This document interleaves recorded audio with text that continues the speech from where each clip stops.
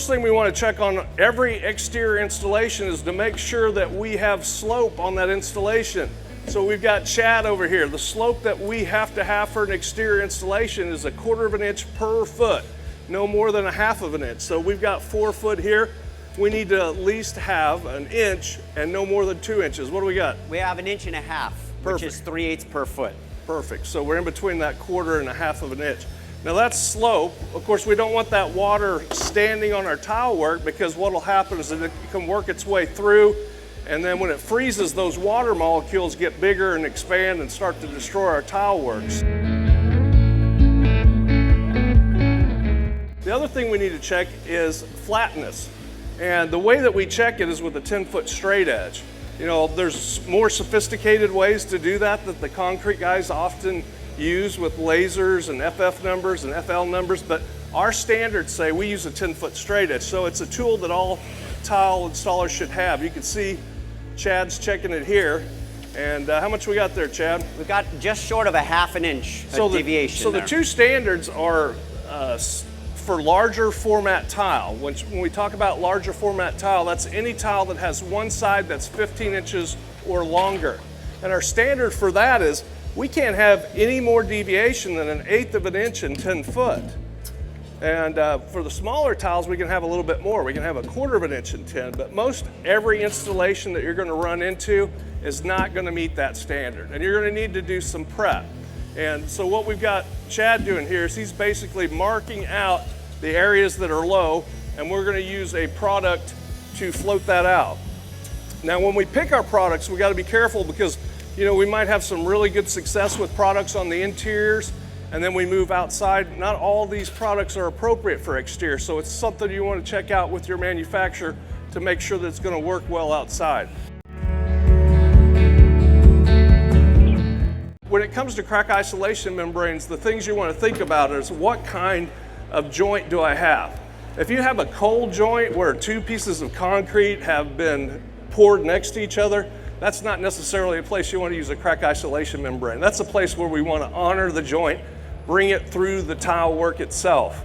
But if we have a saw cut joint, that would be a good place where we could use a crack isolation membrane. And when we can see he's rolling this out, another important thing is always check with your manufacturer. Some of them have guidelines for the nap that they want on the roller. Some of them will say 3/8 of an inch nap. Some of them will say 1/2 of an inch nap. You have to be very careful to make sure that you're getting enough material on the surface to function as a crack isolation membrane. Another way that we can install this material is with a trowel. This is a great way to do it, because when you trowel it out, you're putting a gauged amount of material out there. And what he's going to do is he's going to do all of his troweling in one direction.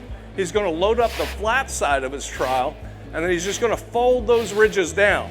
He's not going to remove any material from the ridges. He's just going to fold them down.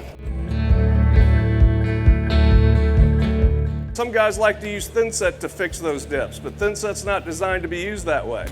Thinset's designed to be used in a uniform thickness across the floor. We don't want to use it to fix dips like this, and maybe some of you guys, we've all kind of done it in the past, right?